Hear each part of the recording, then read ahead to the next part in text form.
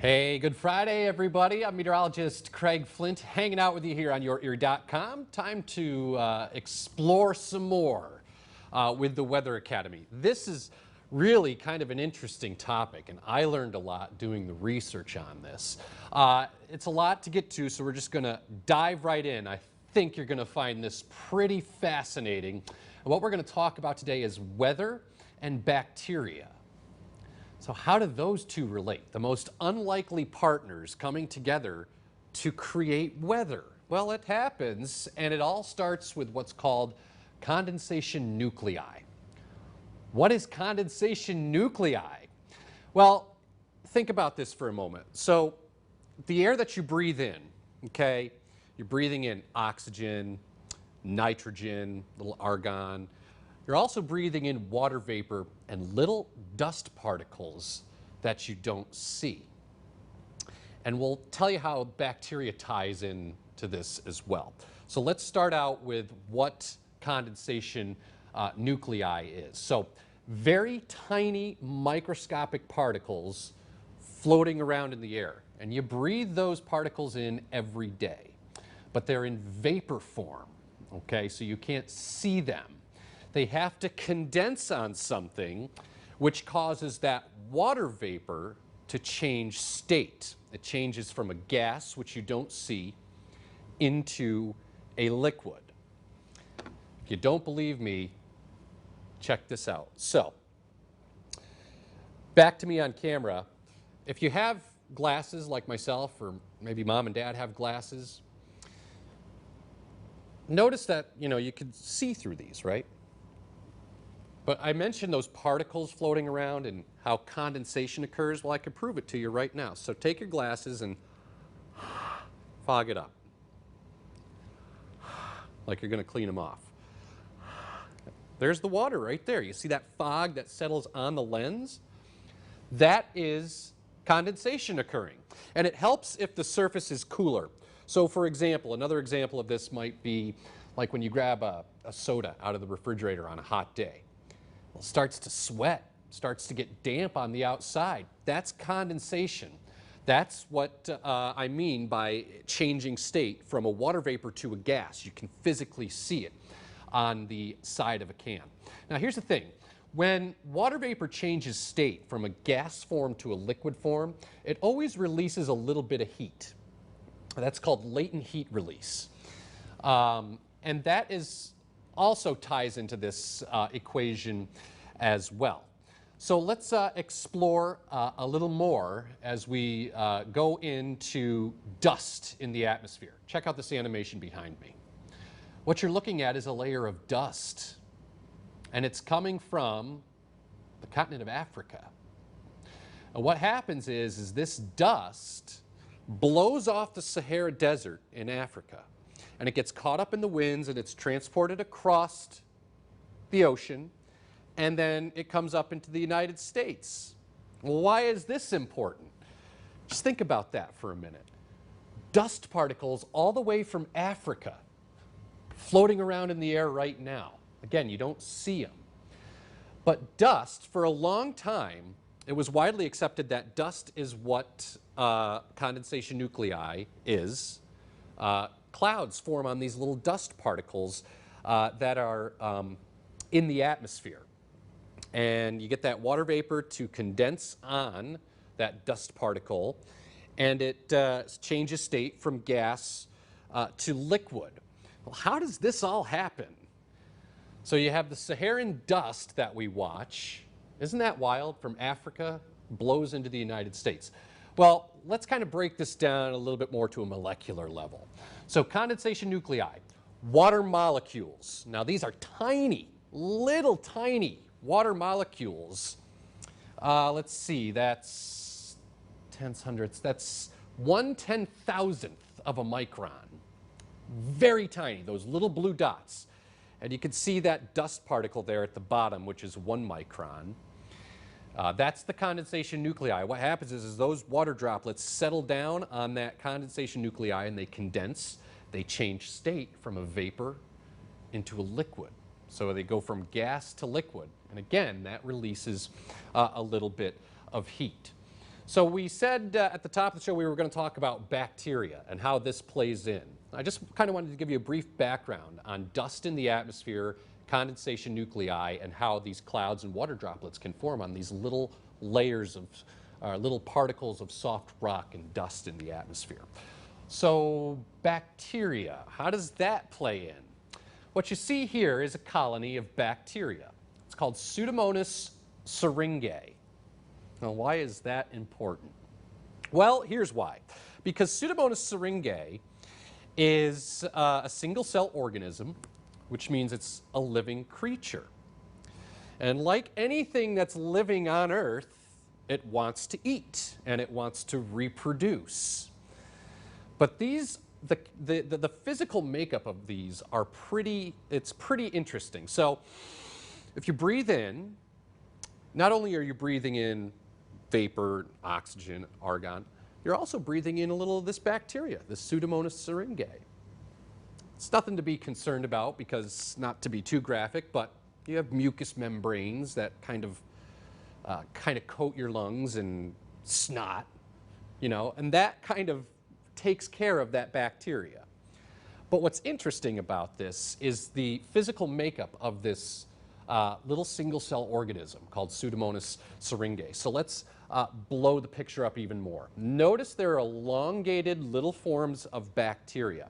And the thing is on the surface of this bacteria, it's almost like a hatched pattern. Like you draw some crosses across the surface of these little bacteria.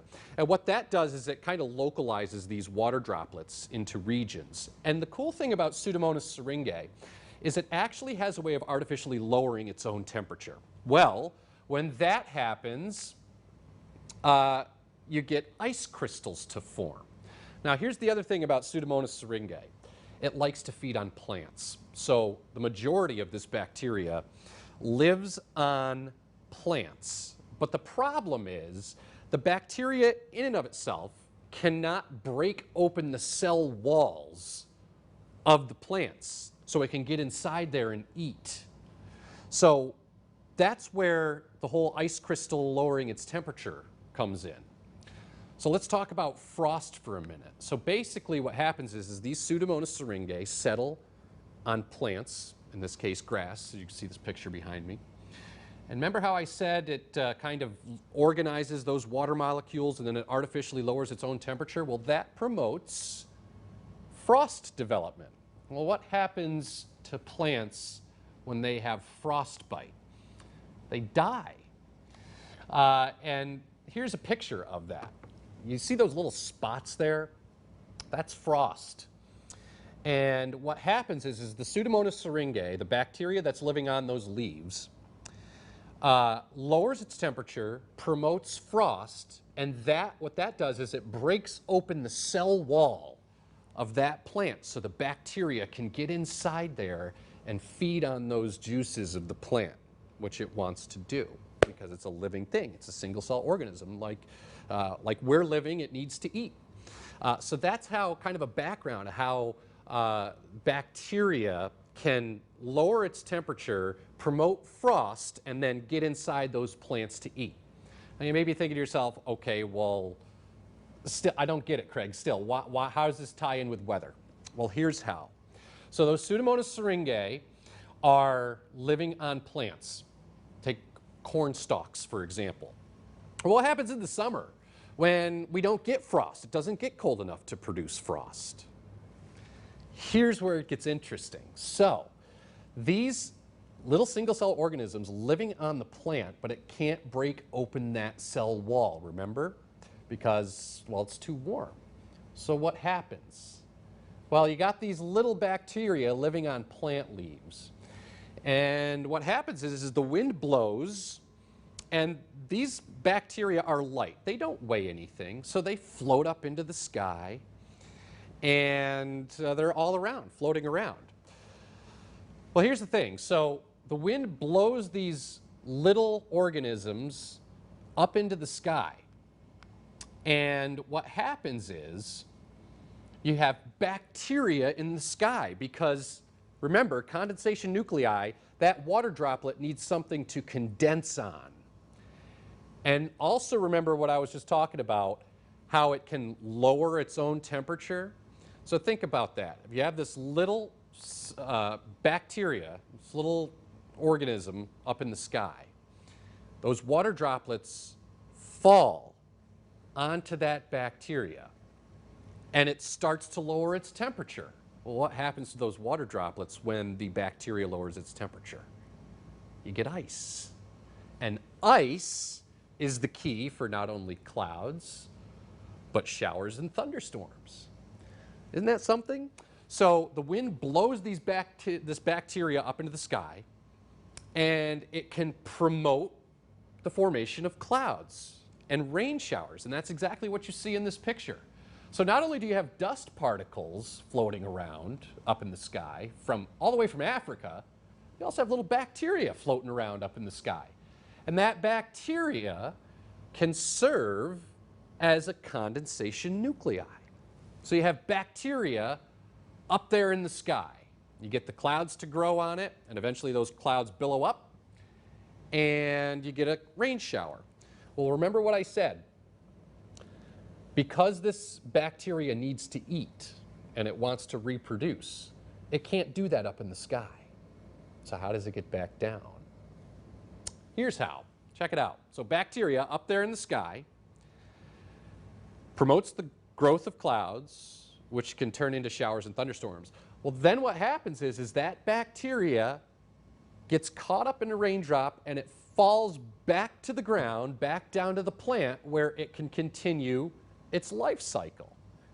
So isn't that something? I mean, this is really new research, but it's actually being considered that most of the condensation nuclei in the sky is in the form of bacteria. And again, this is, it's all around us, okay? When you breathe in, you're breathing in a little bit of that bacteria. But again, your body tends to take care of it. But I just thought it was real interesting how there have been some studies showing that these little Pseudomonas syringae organisms can promote ice crystal growth and clouds. And the whole process kind of repeats itself. So kind of a neat little topic. So it's all kind of connected in a way, isn't it? Condensation nuclei. So this is a bacterial condensation nuclei. And like I said, it can lower its own temperature artificially, and it promotes ice growth, ice crystals.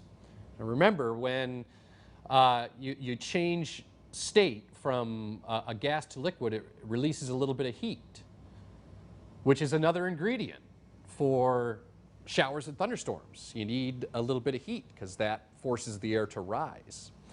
So it can lower its own temperature artificially, and it can promote ice growth, and it encourages cloud development and rainfall, all from this little single-cell organism called Pseudomonas syringae that lives on plants.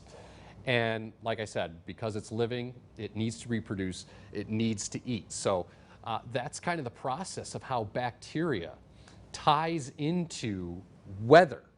Pretty wild stuff, right? So with that, we will just kind of wanted to give you an insight there. It's how it's all kind of connected in some weird way. And we're always continuing to look for what is inspiring you, okay? Weather at WJET-TV.com. That's the address you can send your weather questions to. This was a fun topic for me to research. And it's something that you probably may not think of. Bacteria causing clouds, showers, and thunderstorms. Yeah, it's a thing. And those bacteria are all around us right now. And in addition to the oxygen that you breathe in, the little bit of argon, the nitrogen, the water vapor that you don't see, and those little pieces of soft rock, those dust particles that blow all the way across the Atlantic Ocean into the United States, that serve as a condensation nuclei for clouds to form and eventually some rain showers. But I just thought that was kind of an interesting topic, how bacteria can also promote the development of clouds and showers. So I hope you found that as interesting as I did. We will be back. Let's see, where are we at? Friday. We'll be back Monday to talk more about the Weather Academy. I believe we're discussing time zones and weather coming up on Monday, because that's another key part to making a forecast. And as we get down to quitting time here, a couple more topics to go over. Hopefully you'll find them interesting. Hopefully you found today's interesting. Bacterial condensation nuclei. It's all around you, and it can produce weather. And that's going to do it for the Weather Academy today. Hey, thanks for watching and tuning in. And don't forget, email us your weather questions, weather@wjettv.com.